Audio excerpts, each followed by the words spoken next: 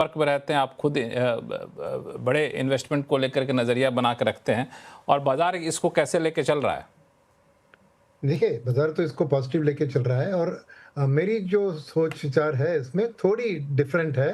अभी जो अलग से पैनलिस्ट ने बताया, ज़्यादातर मैं सहमत हूँ, बट एक चीज़ मैं कहूँगा कि अब मुझे फर्स्ट थिंग कि ट्रंप में एक बदलाव है, ओके? क्योंकि उन्होंने बहुत रशिया के साथ और चीन के साथ जो भी कोशिश की है, सब फेलियर हुआ है। तो अब वो रियलिटी को समझें, जैसे किसी और ने भी बताया। और अब वो चीन, देखिए, चीन इज़ द ओनली देश जिसने काउंटर वॉरफेयर किया है एरर के ज़रिए, राइट? और उस चीज़ हुँ। के लेकर अभी वो ज़्यादा टैरिफ ट्रेन करो, तो क्लियरली अब चीन और अमेरिका कोई गठबंधन के स्टेज में नहीं है। ट्रेड डील होगा कह रहे हैं, मगर मेरे ख्याल में चीन के पास भी इतने ही जोकर कार्ड है जितना अमेरिका के पास है, ओके, नंबर 1। हुँ। अब ट्रंप ज़्यादा तैयार है इंडिया से डील करने के लिए, वो मेरा एक चेंज इन हिज अप्रोच दिख रहा है। और उसका कारण क्या हुँ। मैं बताऊँ आपको, 2 चीज़ में है इसमें।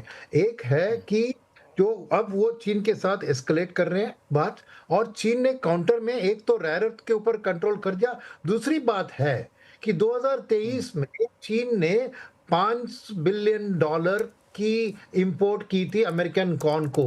वो अब घटकर मिलियन में आ गई है। एग्ज़ैक्ट आंकड़े मैं बताऊँ आपको कि 5.2 बिलियन 2022 में कॉर्न इंपोर्ट किया था, आज वो नंबर 330 मिलियन है। तो चीन भी अपने तरफ से दबाव डाल रहा है, तो अमेरिकन कॉर्न एक्सपोर्ट्स 18 साढ़े 18 बिलियन से अब साढ़े 13 बिलियन पे घट गई है। तो वो लॉबी का प्रेशर भी ट्रंप के ऊपर है। वो एक बात हमें समझना होगा कि तो उनके लिए एक, हमारी तरफ कॉर्न को अगर वो एक्सपोर्ट कर सके, तो उसका भी रास्ता अभी निकल के आ रहा है। सेकंड बात मैं कहूँगा, ये रशिया वाली बात। अब रशिया की बात एक है कि सुनिए, कि पिछले साल करीबन $23 पर बैरल का डिस्काउंट मिल रहा था हमें रशिया के साथ। अब मिड अक्टूबर हुँ। में देखें, ये डिस्काउंट 2 से $2.5 पर बैरल। तो रशिया का तेल अब उतना सस्ता नहीं है, नंबर 1।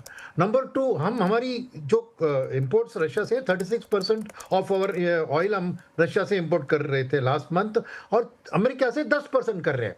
अब वो हुँ। ये जो सैंक्शन लगाया गया, वो हमारे अगेंस्ट नहीं है, वो हमारे सपोर्ट में है। ज़रा गौर से सुनिए मेरी बात, क्योंकि सी ऑयल का डिसीजन गवर्नमेंट नहीं लेती है। आईओसी, बीपीसीएल, नयारा और रिलायंस, ये कंपनियां लेती है कि कहाँ मुझे सस्ते में मिले, प्रोसेस करके प्रॉफिट बनाए, वहां से लेती है। गवर्नमेंट का डिसीजन नहीं है, ये इन कंपनियों का डिसीजन है फ्रॉम अ कॉस्ट। अब रशिया का डिस्काउंट खत्म हो गया, सेकंड सैंक्शन लग गया, तो अब रशिया के साथ आसानी से हम बता सकते हैं, भैया सैंक्शन लग गया इसलिए हम आपसे खरीद नहीं पा रहे हैं। तो एक वो हमारी रशिया की फ्रेंडशिप में भी कोई प्रॉब्लम नहीं आएगी अगर हमने रशिया से शिफ्ट कर दिया। तो ये कंपनियां आसानी से अपना इंपोर्ट को रशिया से बाकी देशों में शिफ्ट कर सकती है। तो गवर्नमेंट की डिसीजन की जरूरत नहीं है इसमें। और अमेरिका से हम 12 से 13 बिलियन डॉलर और ऑयल एनर्जी का इंपोर्ट बढ़ा सकते हैं आज के लेवल से। टोटल 48 बिलियन डॉलर का एक्सपोर्ट हमारा सरप्लस है। अगर 12-13 बिलियन हम अमेरिका से इंपोर्ट करें, तो उसका असर बहुत स्ट्रांग हो सकता है। और एक हुँ। चीज इसमें है कि ये जो कॉर्न की एक्सपोर्ट में गिरावट आ गई, इंडिया अगर कॉर्न इंपोर्ट करती है, वो एक कंडीशन कर सकती है, वो है ये कॉर्न खाली एथेनॉल प्रोड्यूस करने के लिए हम इंपोर्ट करेंगे, ताकि पेट्रोल में जो अभी मिला रहे हैं ना, corn blending of ethanol with petrol, उसमें वो कॉर्न काम आ जाए। तो नेचुरली एनर्जी का ये और एक सॉल्यूशन है। तो मुझे अब कई ऐसे रास्ते दिख रहे हैं जिसके कारण अब ट्रेड डील मोर लाइकली लग रहा है देन इन द पास्ट। और क्वाड में तो हुँ। हमारा अमेरिका के साथ एंटी चाइना गठबंधन में हम शामिल ही है। तो मेरे बहुत ख्याल सारे। में हाँ। कल परसों हाँ। ये जरूर ट्रेड डील हमारी तरफ हो जाएगी, क्योंकि आज अब अमेरिका को क्लियरली पता लग गया कि रशिया हुँ। में यूक्रेन वॉर में कोई सॉल्यूशन नहीं आने वाली है, और चीन भी ईंट के ईंट पत्थर के पत्थर जवाब दे रही है, तो उनके साथ भी उनकी लड़ाई हुँ। चले रहेगी। तो एक मीडियम टर्म तौर पर उनको एक लो कॉस्ट लेबर सप्लाई वाली डेस्टिनेशन को फ्रेंडशिप रखना है, तो धीरे धीरे ये पॉलिटिकली भी चेंज हो जाएगा। तो ये नोबेल प्राइज हुँ। के पीछे शायद उन्होंने कुछ कड़ी ये ले ली, अब वो भी हाथ से चल गया, तो समझिए कि अब उसकी उनकी थॉट प्रोसेस अलग है। मगर इंडियन मार्केट में दीपावली से पहले जो बड़ा गैप अप देखने को मिला था, उसकी वजह से थोड़ी निराशा हुई है, क्योंकि खबरों की वजह से वो एक बड़ा गैप अप था, और वो गैप अप जोन था एक बड़ा ट्रैप, जहाँ पे कई रिटेल निवेशक फंसते हुए भी नज़र आए हैं। चीज़ें लग रही थी कि सुधरती हुई नज़र आई है, लेकिन अब जिस प्रकार की स्थिति है, 25,800 का लेवल भी निफ्टी तोड़ चुका है, 750 का लेवल भी टूटा, तो फिर बाज़ार उसी रेंज में फंसता हुआ नज़र आएगा जिस रेंज में पहले बाज़ार चलता हुआ नज़र आया था। तो देखना ये है कि किस प्रकार से बाज़ार में ये लेवल बसे हुए रहते हैं। बाज़ार में अच्छी खासी तेज़ी थी, लेकिन ये जो गिरावट है उसको हम करेक्शन मान के भी चल सकते हैं, क्योंकि अच्छी खासी तेज़ी होने के कारण थोड़ा करेक्शन भी तो बनता है। और बाज़ार यदि यहाँ से फिर से उठ खड़ा होकर 26,000 के पार पहुँचता है तो ये ऑल टाइम हाई लगने में ज़्यादा वक्त नहीं है। और वैसे एक तरह से देखा जाए तो छोटी मोटी गिरावट से बाज़ार को कोई फ़र्क भी पड़ने वाला नहीं है, क्योंकि बाज़ार इससे भी ज़्यादा गिरावट देख चुका है।